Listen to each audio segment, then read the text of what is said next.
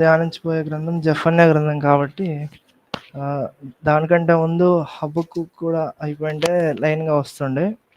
అయితే మనకు చిన్న ప్రవక్తలు 12 ఉంటాయి. ఇక్కడ నుంచి హోషేయ నుంచి ఇంకా మలాకి వరకు.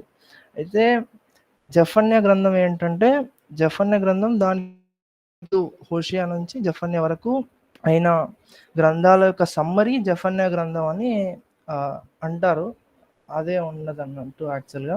అంటే హగ్గయి, జకర్యా, మలాకి ఏం చెప్తారంటే ఆహ్, మనకు తెలిసిందేందంటే యెరూషలేము సొలొమోను చేత కట్టింపబడిన యెరూషలేము ఆహ్, అది 2 సార్లు డిస్ట్రక్ట్ చేయబడింది. ఎప్పుడెప్పుడంటే ఫస్ట్ బబులోను అంటే లాస్ట్ కింగ్ అదే యూదా ఒక లాస్ట్ రాజు కాలంలో అది బబులోను సామ్రాజ్యం వాళ్ళొచ్చి అది కూలగొట్టారన్నట్టు యెరూషలేం. అది ఫస్ట్ టైం. దాని తర్వాత రోమీల సామ్రాజ్యం వచ్చినప్పుడు గూడా అది ఎండింగ్ అప్పుడు యెరూషలేంని గూడా ఎండ్ జేసి వాళ్ళు అక్కడి వరకు వాళ్ళ సామ్రాజ్యం కూల్చబడిపోయింది. ఎప్పుడు అంటే అది 70 ఏడీ అట్లా జరిగిందన్నట్టు. కాబట్టి బేసికల్‌గా ఈ ఈ యెరూషలేము ఆహ్, నాశనం చేయబడకన్నా ముందేమో హోషేయ వరకు, దాని తర్వాత హగ్గయి, జకర్యా, మలాకి వాళ్ళు ఈ అయిపోయిన దాని గురించి చెప్తారని అంటారు. కాబట్టి మనం జెఫన్యా గ్రంథం చూసుకున్నట్టయితే ఇది ముందు చెప్పబడిన గ్రంథాలకు అంత వేరుగా ఏమి ఉండదు. కానీ ఆహ్, ఏందంటే సమ్మరీ ఉంటదన్నట్టు. ఇప్పుడు మనకు ఆహ్, హోషేయ, యోవేలు, ఆమోస్ ఏమో ఆహ్, దేవుని యొక్క జడ్జిమెంట్ గురించి, తీర్పు గురించి చెప్తా ఉంటారన్నట్టు. ఓబద్య, యోనా, మీకా ఏమో దేవుని కోపం గురించి, తర్వాత ఆహ్, దేవుడు ఎందుకు వాళ్ళని నాశనం చేస్తుండు, ఎందుకు అన్యజనుల పట్ల కోపంగా ఉన్నాడని చూపిస్తారు. తర్వాత నహూము, హబక్కూకు కూడా ఇదే రకంగా చెప్తా ఉంటారన్నట్టు. లీడర్‌షిప్ ఎట్లా ఫెయిల్ అయింది అసలు. రాజుల కాలంలో ఆ యొక్క పరిణామాల గురించి చెప్తా ఉంటారు నహూము, హబక్కూకు. ఈ జెఫన్యా ప్రవక్త ఏం చేస్తారంటే ఇవన్నీ సమ్మరీ చేసి ఉంటదన్నట్టు ఈ జెఫన్యా గ్రంథం అనేది. మనం మొదటగా జెఫన్యా గురించి ఒకవేళ కొంచెం హిస్టరీ అంత బోరింగ్ ఏమి ఉండదు.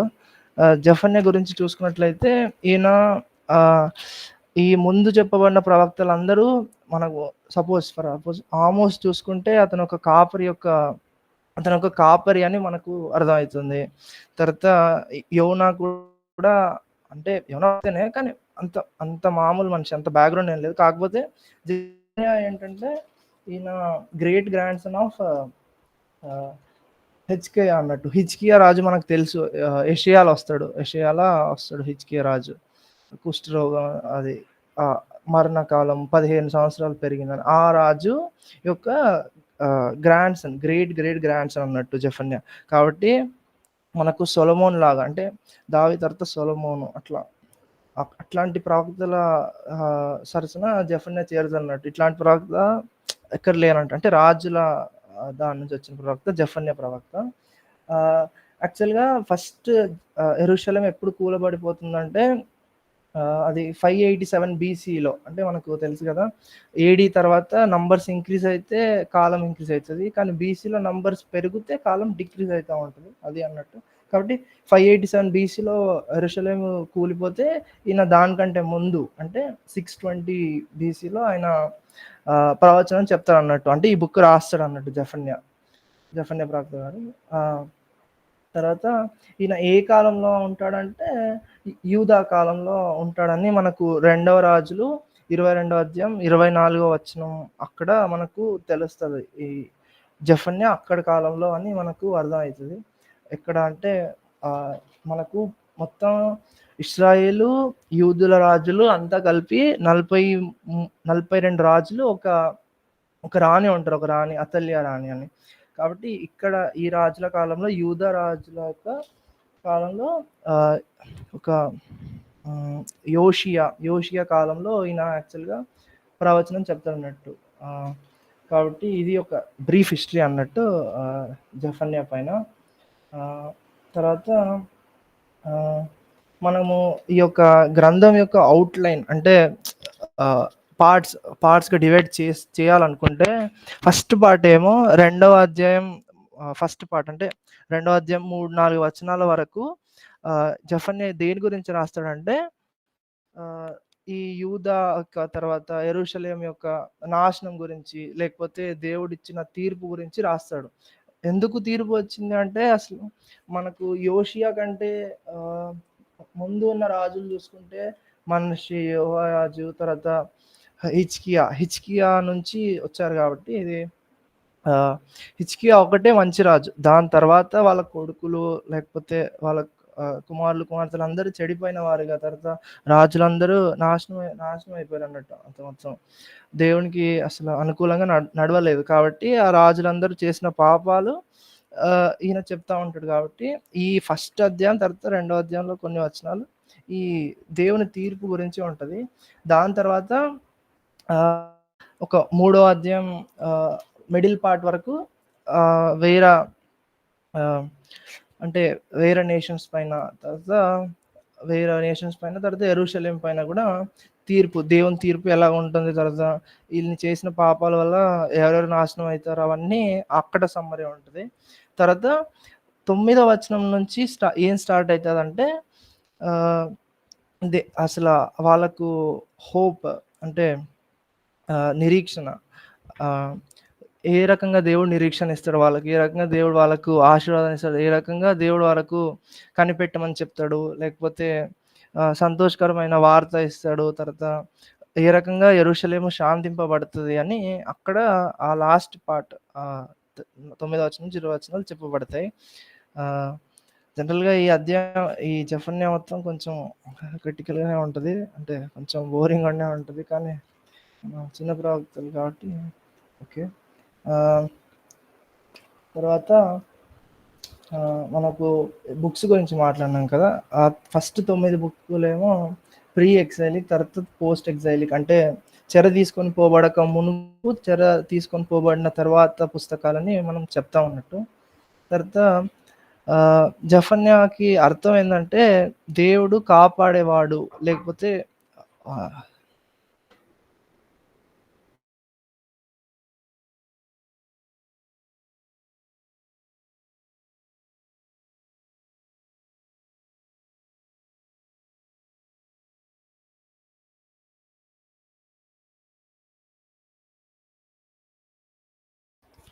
కొంచెం డిస్టర్బెన్స్ సారీ. ఆహ్, జఫన్యాకు జఫన్యా అనే పదానికి అర్థం ఏందంటే జెహోవా హైట్స్ అంటే ఆహ్, దేవుడు కాపాడతాడు. లేకపోతే ఏదైనా విపత్తొస్తే కాపాడతాడని అర్థం. ఇంకా చివరగా ఇది మొత్తం సమ్మరీ మనం ఒకవేళ చూసుకుంటే ఆహ్, మనం ఇందులో నుంచి ఒక 3 పాఠాలు నేర్చుకోవచ్చు మనం. ఏందంటే ఒకవేళ ఎవరైనా యాకోబు 2:13 చదివితే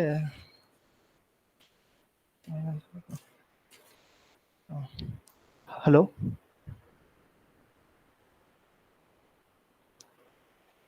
హలో నవీనానా? ఓకేలే. యాకోబు 2:13 ఆ! యాకోబు రాసిన పత్రిక 2:13 అయితే కనికరము చూపనివాడు కనికరం లేని తీర్పు పొందును. కనికరము తీర్పుని మించి అతిశయపడును. అంటే ఇక్కడ దేవుడు ఏం చెప్తున్నాడంటే ఆహ్, తీర్పు ఉంటదేమో. అంటే మనం చేసిన పాపాలకు, మనం చేసిన తప్పుడు క్రియలకు అన్నిటికి తీర్పు ఉంటది. దాని పరిణామాలు కూడా మనం అనుభవించాలి. కాకపోతే దేవుని కనికరం ఆ తీర్పుని కూడా దాటివేయగలుగుతది. అతిశయపడను అంటే ఏమంటారు? దాన్ని కూడా తీర్పు తీర్చగలదు. కనికరం ఆ తీర్పుని కూడా తీర్పు తీర్చి ఇది కాదు, ఇది కొట్టివేస్తా నేను అని చెప్పగలిగే శక్తి కనికరంకి ఉంటది అని రాసుంటది. కాబట్టి ఈ గ్రంథంలో కూడా దేవుడు అందరిపై తీర్పు తీరుస్తున్నాడేమో కానీ, చివరికి వస్తే ఆహ్, దేవుడు ఆ తీర్పుని కొట్టివేసి, లేకపోతే ఆ తీర్పుని తొందరగానే ముగించి, దేవుడు మనకు 9వ వచనం చూసుకున్నట్లయితే, దేవుడు వాళ్ళకు సంతోషం, ఆనందాన్ని నింపుతున్నాడని మనం ఈ వచనం ద్వారా అర్థం చేసుకోవచ్చు. తర్వాత కీర్తనలు 100వ అధ్యాయం 5వ వచనంలో కూడా అదే ఉంటది. ఏంటంటే, యెహోవా దయలో ఆయన కృప నిత్యముండును అని ఉంది యాక్చువల్‌గా. అంటే కృప నిత్యముండును పదం చాలా మనం చూస్తా ఉంటాం. అంటే కృప లేకపోతే కనికరం తీర్పుని దాటివేయగలదు, తీర్పుని కొట్టివేయగలదని మనం ఇక్కడ నుంచి అర్థం చేసుకోవచ్చు. అయితే ఇందులో ఉన్న 3 పాఠాలేందంటే look within, look around, look beyond అన్నట్టు. అంటే ఫస్ట్ పార్ట్ చూసుకున్నట్లయితే లుక్ వితిన్ అంటే మనం పరిసరాలు, మన చుట్టుపక్కల ఉన్నవాళ్ళు, లేకపోతే మనం చుట్టుపక్కల ఉన్న రాష్ట్రాలు, రాజ్యాలను చూసుకోవాలి. ఎందుకంటే ఇక్కడ ఫస్ట్ భాగం ఏంటంటే యూదా పైన ఏమంటారు యూదా పైన తీర్పు వచ్చింది. అంటే లుక్ వితిన్. తర్వాత లుక్ అరౌండ్ అంటే తీర్పు వేరే రాజ్యాలపై కూడా వచ్చింది. వీళ్ళు చేసిన తప్పుకి, తర్వాత వీళ్ళు చేసిన పాపాలకి, రాజులు చేసిన పాపాలకు వాళ్ళు కూడా ఎఫెక్ట్ అయ్యారు అన్నట్టు. తర్వాత లుక్ బియాండ్ అంటే ఈ ఈ యొక్క పాపాలు, ఈ యొక్క తీర్పులు కాకుండా మనకు ఇంకా చాలా ఉంది. ఎందుకంటే ఈ తీర్పు తర్వాత మనకు ఏమంటారు విశ్వాసం లేకపోతే నిరీక్షణ కలుగుతుంది మనకు దేవుడిచ్చిన వాగ్దానం వల్ల. అయితే ఫస్ట్ది ఏంటంటే మనం 3వ అధ్యాయం జెఫన్యా 3వ అధ్యాయం 8-10 వచనం వాళ్ళకి చూసుకుంటే అక్కడ నా కొరకు కనిపెట్టుడి అని ఉంది. అంటే మనము ఎంత ఆ తీర్పు కాలంలో లేకపోతే ఆ కష్టకాలంలో మనం ఉన్నా, అది దేవుని వల్ల వచ్చినా లేకపోతే దుష్టుని వల్ల వచ్చినా, మనం ఆ తీర్పు కాలంలో దేవుని కొరకు కనిపెట్టి తర్వాత ఆ యొక్క కోపాన్ని ఓర్చుకోగలిగితే, ఆయన కోపం నిమిషం మాత్రమే ఉంటుంది కాబట్టి మనం ఓర్చుకోగలిగితే మనకు ఆ యొక్క రిపెంటెన్స్, పశ్చాత్తాపం లభించి మనం ఆ తీర్పు నుండి లేకపోతే ఆ యొక్క ఏమంటారు జనరేషనల్ సిన్, ఆ యొక్క వంశపారపర్యంగా వస్తున్న ఆ యొక్క రోగాలు కానీ ఇవన్నీ ఏవైతే శాపాలు ఉన్నాయో మనం అవన్నీ తప్పించుకోగలుగుతాం దేవుని సన్నిధిలో కనిపెట్టడం ద్వారా, లేకపోతే ఆయన యొక్క ప్రేమ కొరకు, ఆయన కనికరం కొరకు కనిపెడితే మనం ఆ దాని నుంచి తప్పించుకోగలుగుతామని మనకి ఇక్కడ అర్థమవుతుంది. ఈ యొక్క ఫస్ట్ పాయింట్ ఏంటంటే పశ్చాత్తాపం. దాని తర్వాత మనం 11-12 వచనాలు అక్కడనే చూసుకున్నట్లయితే అక్కడ గర్వంను బట్టి సంతోషించిన వారిని నేను వెళ్ళగొడతా అని ఉంది. Hello bit.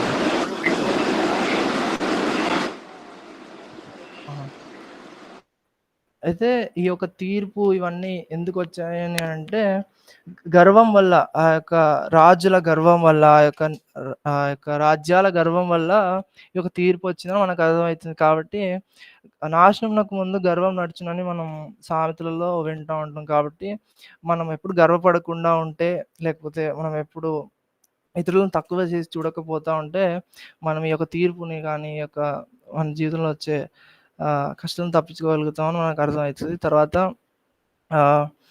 లాస్ట్ పాయింట్ ఏంటంటే లాస్ట్ 17th వచనంలో చూస్తే ఆయన శక్తి వలన ఆయన మిమ్మల్ని ప్రేమించును, ఆయన బహు ఆనందంతో నీ అందు సంతోషించును, నీ అందు తనకున్న ప్రేమను బట్టి శాంతం వహించి నీ అందరి సంతోషము చేత ఆయన హర్షించును.